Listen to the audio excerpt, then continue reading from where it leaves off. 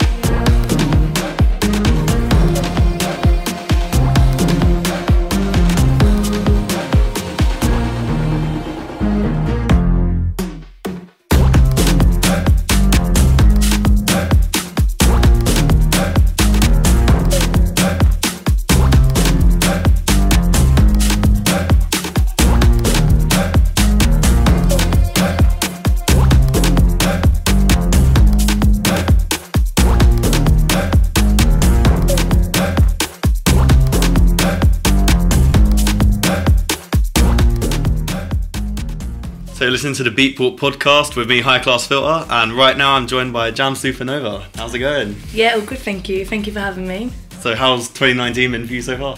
Do you know what? So far, so good. Like, I really like this time of the year. From a DJ point of view, it's quite a nice, slow time of year, and just sort of like getting back in the groove of things. So it's been really nice to sort of like plot and plan and just be home a lot more. So you've just had the latest release on your label, Future Bounce. Yes. Which was the remix EP for Ted Jasper's One Day EP. Can you tell us a bit more about the remixes that have just come out and how they all came together? It actually came together so easily and nicely, and the way it fell as well, it sort of fell on the 6-month anniversary of when we released the original EP, which was in the June of 2018. So it all like worked perfectly, and obviously that was our first ever release, the first artist that we ever worked with. So it's always going to be, you know, a special project for us.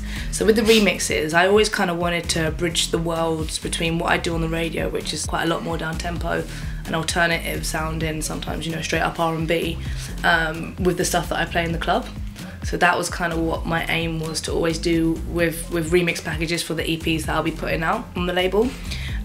So first point of call was to get my favourite producer and someone that I'm very close with, one half Just Now, who goes by the name of Snow now, also part of More Time Records.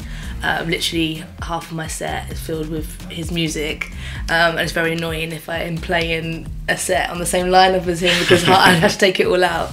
But yeah, so that was an easy point of call. Murder Hero, again, someone that I play a lot of. I really like him as a person. I love what he brings to funky, and he said, I want to do a D&B remix for it. I was like, okay, cool, like, do your thing. And again, he's just so easy to work with. Like, we sat in a pub actually before I'd even asked him to do a remix, and he was just saying how much he loved the label and how much he loved the Ted Jasper EP. So I thought, oh, do you know what would be perfect to get him on it? And then Lucy, that conversation happened when she played a gig for my Future Bounce night in Bristol. I asked her to come and play, so we drove up and drove back down the same night. We had a really good chat, and I loved her EP that she put out with Trapdoor. I think she's a super special artist and like definitely one to watch. I think like there's no reason why she can't be like a global DJ, producer, superstar, front page, you know, front cover of Mix Mag, you know, like literally like taking over the world in her own way. So it was really a joy to get her on the remix EP. One, as someone that I'm looking at as one to watch, and then two, even what she did with it, you know, it was completely like avant-garde and flipped it on its head and really pushed the boundaries, and I think that's what you want from her, so I'm really happy and excited. I think it's interesting you touched on just there. Musically, you have kind of like a double life. On the radio, you're much more known for playing R&B, like future beats kind of stuff. And then in the club, like your sets are much more like UK funky, a lot of like percussion-based bass music. How did that kind of distinction between those musical styles come about and evolve in your sets? With the radio stuff, that was always the sound that I wanted to cover on the radio, the sort of down-tempo stuff. And that was something that I knew wasn't being covered on, you know, many stations at the time, or, you know, especially on One Extras, like they hadn't even heard of this new strain of R&B and beats and stuff like that. And also, like, in terms of, like, I worked very closely with Toddler, so he was kind of like fueling my more up-tempo needs just through working with him. And then with the DJing, I think it just, I don't know, I just always played really hard. Like, even when I was practicing, like, I didn't even know how to DJ R&B until like 3 years into me DJing. Like, it wasn't even something that I naturally touched. I don't know why. It was just like naturally I just went for the harder sounds. And so now, yeah, I can mix R&B, but it's just not something that I particularly enjoy when I'm DJing out. Like, I don't know what it is. I just don't know if it's the tempo. I don't know if it's because it's a lot more rigid. The chorus is coming in, mix it at the chorus, put a little chop in there. You know, like, it's quite regimented, whereas when you're mixing more percussive sounds, you can have a lot more fun, maybe because I've got like a short attention span. I like to be constantly doing stuff. And it's just how I feel. Like, I like to rave. I don't rave to R&B. I wouldn't go to an R&B night, you know, for clubbing, but I love raving to funky. I love raving to, like, you know, global sounds. So I guess that's why. Did that come first then, the club DJing, and then the radio came after? Actually, the radio came first, like a long way before. So I started doing radio when I was 16 in college. I went to the Brit School, and there's a radio studio there. And at first I wanted to be like a daytime DJ. That's what I thought. I want to do daytime, you know, be a wacky presenter. And then I thought, actually, I'm not that wacky, you know. Like, I'm not really comfortable with being wacky. Like, I only care about talking about music. And then I was like, okay, cool. So I was on Represent at the time when we were like on an estate in Peckham, which is like some of the most amazing days. Like, and then I was like, okay, cool. I did the drive time show. I had fun with that, but I was still finding loads of music. So then I started doing a specialist show instead. And I just remember someone saying to me, oh, if you want to be a specialist DJ, then you better learn how to actually DJ. So then that's when the DJing came after that. So, keeping on the topic of radio, obviously we're in a time now where there's so much choice and like competition for what you're listening to, like whether that's streaming or people doing live sets on Facebook Live, or be even just people uploading their mixes on SoundCloud or Mixcloud. What do you see as being the importance of radio? You being a radio DJ, why is that role still really important? I think it's about building community. I think that's one of the things, you know, being part of the community and part of the ecosystem that goes into someone finding it on their own on Spotify and adding it to their own playlist, or, you know, someone that goes away and puts it in a mix or something like that, you know. I think it's all part of that ecosystem, and I kind of like to think like I do the digging and the searching online so you don't have to, because all the songs that I play, technically they're out there. They are out there if you want to spend 6 to 8 hours looking for them, you know. So it's just for me, like, packaging it for you and giving it to you sort of in a nice 2-hour show, and every time you listen to my show it's a different track list. So I think that in that sense it sort of keeps people coming back, and if they haven't listened in a long time, they're like, oh, I didn't know, I forget how much new things you play and like how many artists like I've never heard of, and I think that's really important. I also think in terms of what you can't beat with radio is a voice. So I think that, and that comes in like 2 ways. So like one way, a lot of people that listen to radio a lot spend a lot of time on their own, and you could be the only voice that they hear all day. And I think that's something really sad and special in that, and because they literally have no interaction with anyone all day, and you're the voice that they hear. And then on another way, you know, if a song comes up on your playlist and you're like, you might not, you'd be like a passive listener, right? So the song comes up on your playlist, you think it's cool, you don't even check who it is, just let it carry on going. But if there's a voice at the beginning and top and tailing it, and someone kind of gassing it up and giving you the backstory behind it, there's more chance that you'd be like, prick up your ears and you're like, actually, oh, I like this record, you know what I mean? So I think that you can't, you know, duplicate the sell of a radio DJ in terms of how they sell a record. So do you think, as like the music industry keeps moving, do you think that's a role that will carry on unaffected? Yeah, I don't think it'd be unaffected, and I think we have to really like evolve and look inward and not be so obnoxious and be like, well, we've always don't like this and this is how it goes. You know, I think we need to start being more creative. 100%. Like, so I do always think radio will be there. Like, I used to work with this old producer, he's wicked, yeah, and he'd be like, you know, we've been here through World War One, World War Two, we'll still be here. So, you know, in that sense, I just think it will change. It's like, take this podcast for example. We're sitting in my living room having a chat, and people will happily listening to that because the content's good. So in terms of radio, we need to make sure that the content is good. As long as the content is good and the content, you know, is thoughtful, opinionated, it educates people, you know, it creates fun, it's funny, you know, all those different things, then you'll always have people want to listen to it. If you treat your listeners like they're stupid and that they should just listen because why would they not, then you're going to lose them and they will go to podcasts and they will go to streaming, you know? Yeah. It's inclusive.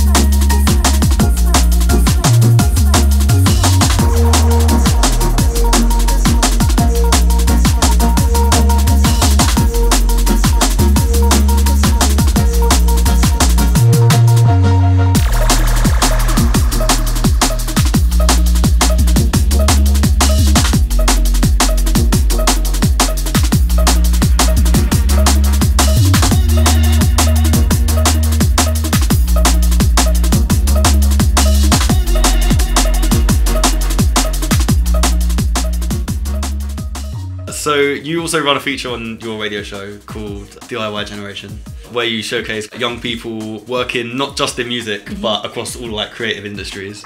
Can you tell us a bit more about DIY Generation? What made you want to put those people in the spotlight? Well, DIY Generation, I initially had the idea to do it as a documentary, and this was like years and years ago now. And the BBC were kind of like, well, if it's, you know, if it's not Ed Sheeran or Adele, then it won't make it on the iPlayer. So I was like, all right, well, cool. Well, let me refine it for radio and kind of get it out there. And I think I just used to love spending time on Instagram, and like the people that are around me and the people that I've seen on Instagram, everyone was kind of running their own operations and their own businesses, literally like from their fingertips on their phone. And I just thought it was phenomenal.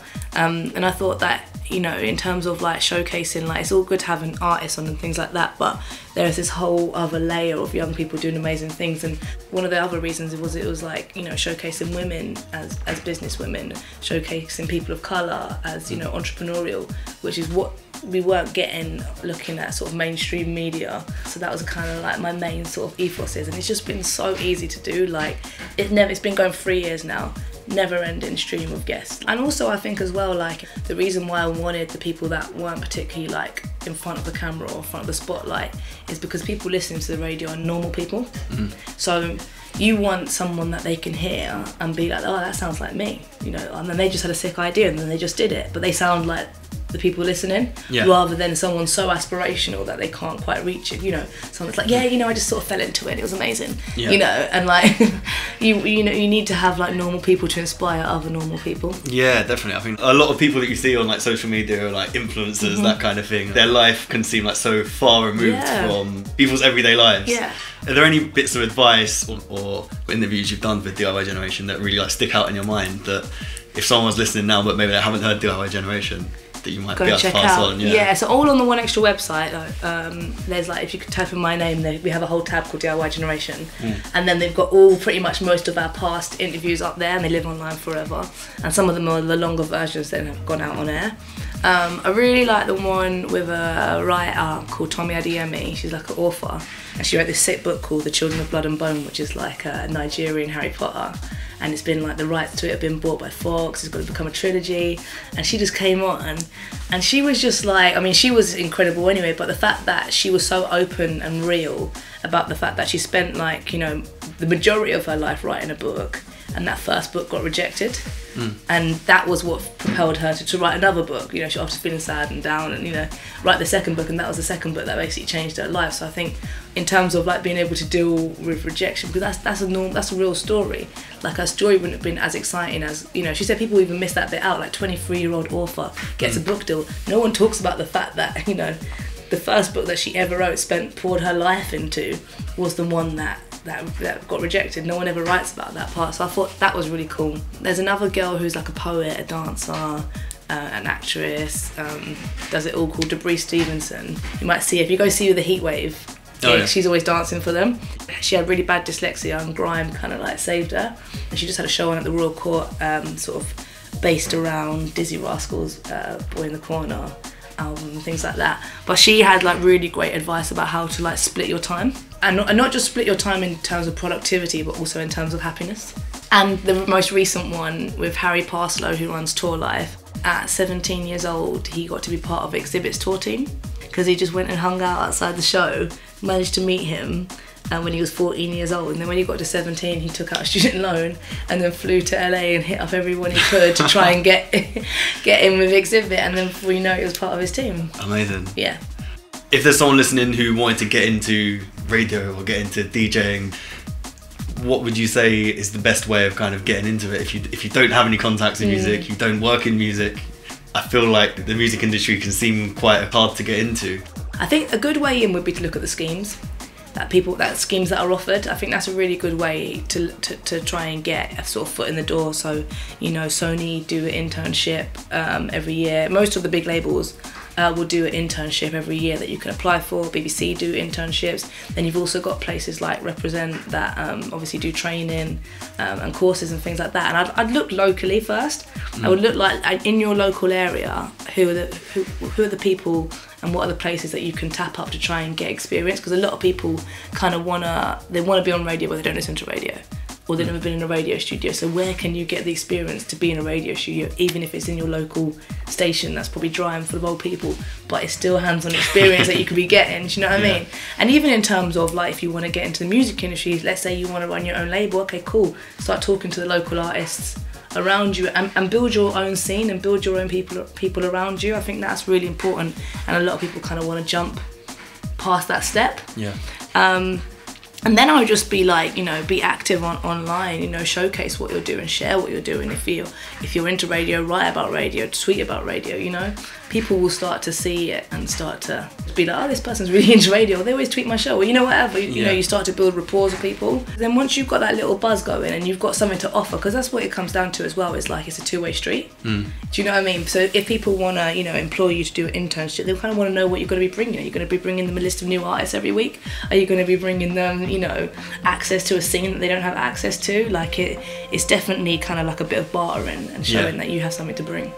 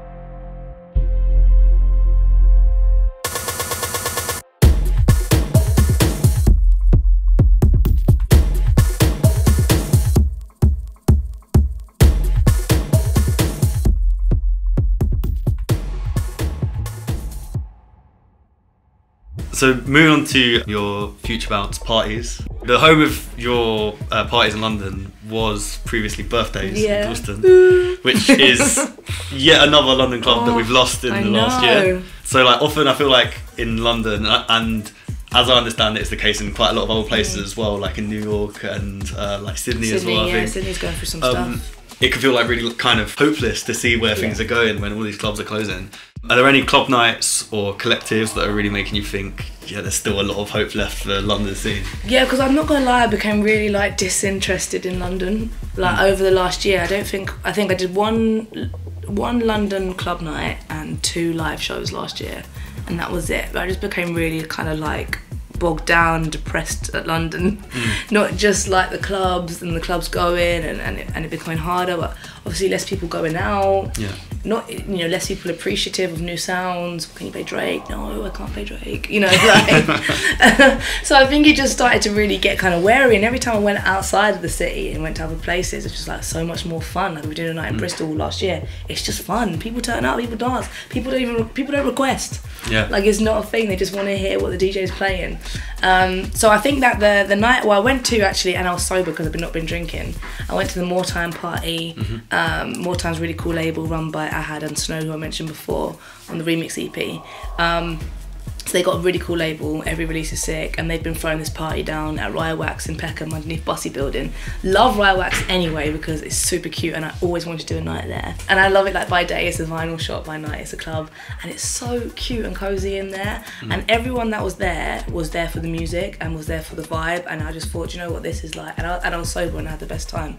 And I just thought this reminds me of why I enjoy clubbing, why I enjoy raving. Yeah, I've been to a few nights at Riot Wax recently that Keep Hush put on. I think they're killing it as well. Oh, I love Keep Hush, I'm really annoyed actually because when I did the Keep Hush for them with the Marcus Nasty, I don't know what happened, nerves just overtook me. I feel like I need to redo a Keep Hush and go back and like do it justice because I don't know what happened. But I love what they're doing. Again, people that I would love to get on DIY Generation, but I love what they're doing, and they're really trying to offer a new element to club culture, put in new DJs, producers, and kind of really trying to go against like they're trying to close clubs. Okay, cool, we'll finish at 11. It's fine. And it's a really nice after work thing to go to. So keep Hush if you're listening. Then we'll be in touch. Jazz is looking to get 2 back points, on. Whenever you do put on your parties, it seems like you like to focus on bringing through new names. Often further down the bill, you'll have like someone's first or second booking. Why do you think it's so important to always be supporting like the new DJs? I guess because I remember always like when I was coming through 100% like, and I feel like, you know, why not? Why not put someone on that hasn't done a gig before, hasn't done that many gigs, or, you know, is trying to really like grow as a DJ? Like, why not? It's an hour set to warm up. Like, the first gig that I did with Nina Las Vegas, who's like my idol, my hero, it was her headline show, and she told the promoter she's not doing it unless there's another female on the lineup. Like, you know, you have to. She said you have to be the change. And I think that's always stuck with me. So I need to try and be the change, whether that's bringing in new names or putting on, you know, different types of people on the lineup as well. So I think that's why it's important. So with that in mind, in terms of the club DJs and producers coming up, like, what names are sticking out to you the most at the moment? Definitely Lucy, as we mentioned, like, she's definitely someone that's sticking out. In terms of producers, there's a girl that I've been working with all last year, got an EP coming out on my label called Mel Brown. She's also on Represent as the Brown and Blue show, but production wise, she's incredible, man. Like, I really, like, the whole EP is wicked, and I can't wait for everyone to hear how talented she really is. I also really like Armour. I think like Armour hasn't had quite like I think he's getting love, but I think he could do a lot more love, and I love his edits, I love his emails that I get, like, you know, the 7-day challenges or the 7 Sundays and stuff like that. So I think Armour's someone that I really enjoy playing, and I like that double A kid. There's something weighty about the bass that he puts in there, and I met a group of his friends when I played in Nottingham, and they're just like the loveliest, and I played all of his record, they're like, oh my god. And also there's a guy from Birmingham called Timothy, or Timothy. I love all of his edits, and again some of his like own original material as well. It's just got that nice little weight behind it. So obviously Future Bounce, we've seen it grow from a radio show originally to club nights, you've done tours, label. So what's next for the brand, and where would you like to see Future Bounce ultimately go into in the future? I think for us that the main focus this year is definitely the label. We've got loads of releases coming out this year. Obviously we'll have our first birthday and things like that. I want to do vinyl, I want some merch. That's some cool merch. I haven't dropped any merch yet because I need it to be right. And it's similarly to why I didn't start the label for so long. I needed to be right, so I'm just waiting for the right moment. But I want the merch to be like lifestyle, like things that you would actually wear. And just more shows, I think. More live stuff, more club stuff, but not just in London, like, you know, everywhere. Festival takeovers, tent takeovers. But I think that's all going to come with me focusing on the label. So for the most part, it's just label, music. But it sounds like 2019 is going to be a big year for Future Bounce. I hope so, It'll be a consistent year. I'll take that. Jamz, thank you so much for coming on. And where can people find you on One Extra? So Tuesday nights at 11 PM. If you want a dose of daytime, then come see me on a Saturday and Sunday. That's where you can get DIY generation as well. Beatport Podcast. Thanks again to Jamz Supernova for being my guest today. The latest release on Future Bounce is out now, featuring all the remixes we mentioned during the interview. For the rest of the show, I'll be getting into the mix with some of my favourite bass releases of recent weeks, starting with a new track from DJ Polo called Dustin'.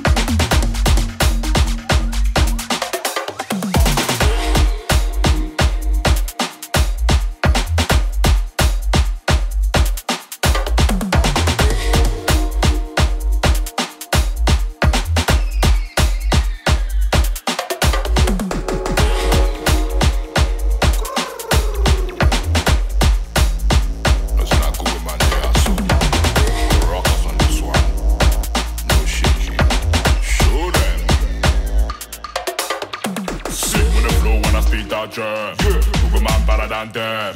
Everything can be, everything blessed. See, everything can be, everything sick with the flow when I speed that germ.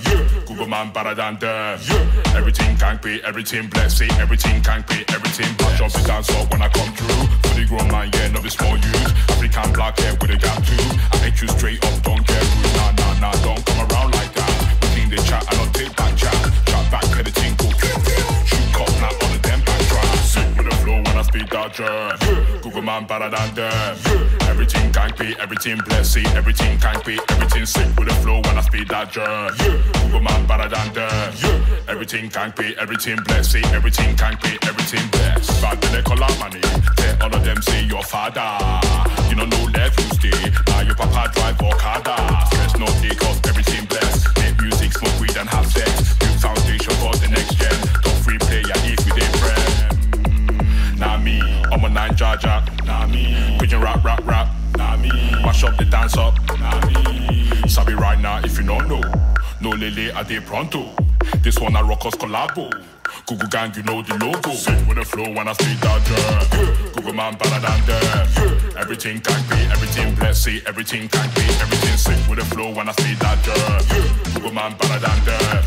Everything can be, everything blessed. See, everything can be, everything blessed. One thing, I'm a BOG. I grade with the blaze by the OZ. Bang on time, me never OT. Always connected, no be BT. Big man thing, I'm a BOG. I grade with the blaze by the OZ. Bang on time, me never OT. Always connected, no be BT. What did they know? Nothing, they and us. School MCs come to campus. The content do I make minus. Bad man, but deep and righteous. Beat myself every time, not me. But they follow them, no, not me. Do what I want when I want, not me. When I speak that girl, Google man better than them. Everything can be, everything blessed. See, everything can be, everything sick with the flow when I speak that girl. Google man better than them. Everything can be, everything blessed. See, everything can be, everything sick with the flow when I speak that girl. Google man better than them. Everything can be, everything blessed. See, everything can be, everything sick with the flow when I speak that girl. Google man better than them. Everything can be, everything blessed. See, everything can be, everything blessed.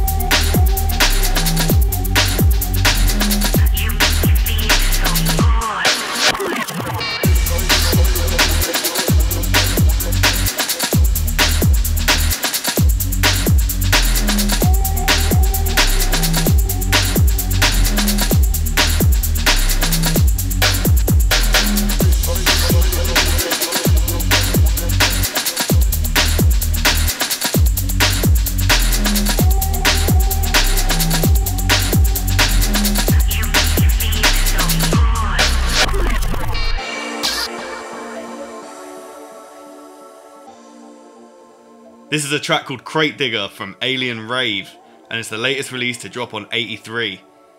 Based out of Spain, 83 are one of the most exciting bass labels around at the moment, pushing a hybrid sound of garage, bass and breaks.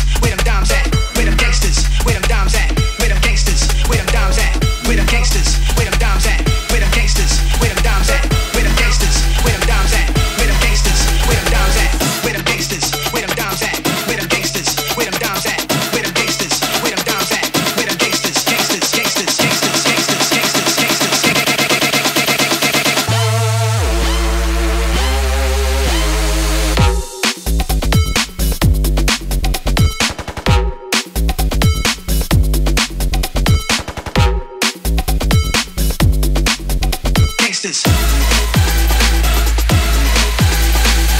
Where them gangsters, where them dimes at? Where them gangsters, where them dimes at? Where them gangsters, where them dimes at? Where them gangsters, where them gangsters, where them dimes at? Where them gangsters, where them gangsters,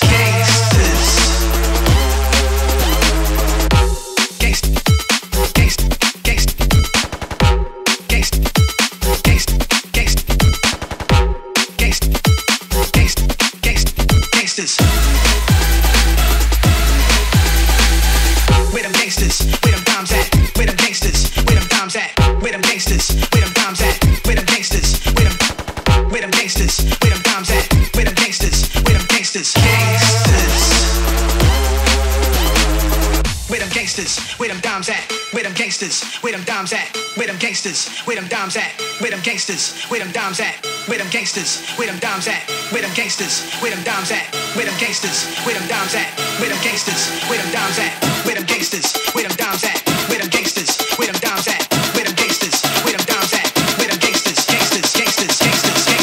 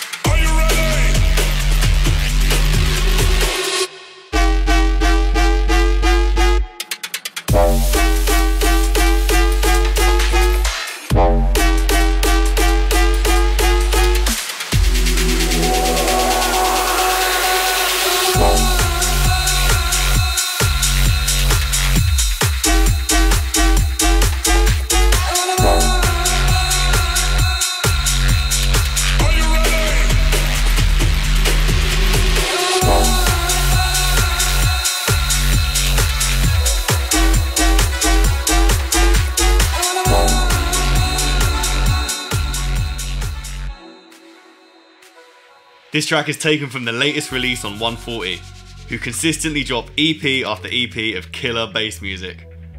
It's called Hands Together and comes courtesy of Sketchy.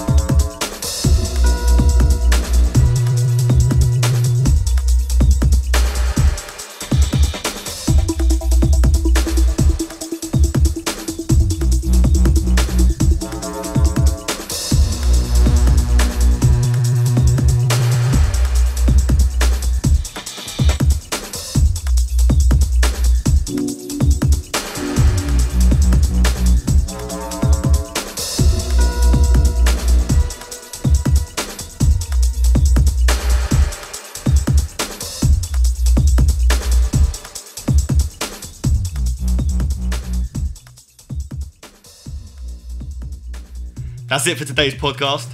Another big shout out to my guest today, Jamz Supernova. And if you enjoyed our interview, make sure you head over to the BBC One Extra website and check out her radio show. I'm leaving you with a new track from Raz called Rough. My name's High Class Filter and I've been your guide to the best in new bass music. Catch you next time. Beatport Podcast.